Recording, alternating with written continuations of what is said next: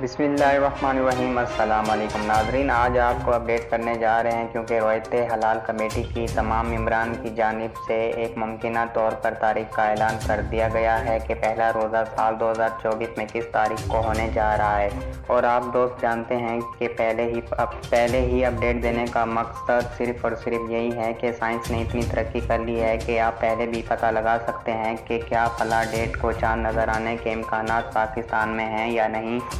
तो ये बताएंगे। इससे पहले गुजारिश करेंगे कि चैनल को सब्सक्राइब कर लें और वीडियो को प्यारा सा लाइक कर दें, इससे बंदे की हौसला अफजाई होती है। तो नाजरीन, यहाँ पर आपको बता दें कि माहिर फल्कियात की अपडेट के मुताबिक साल 2026 में जो पहला रोज़ा मुमकिना तौर पर होने जा रहा है वो 18 तारीख को होने जा रहा है।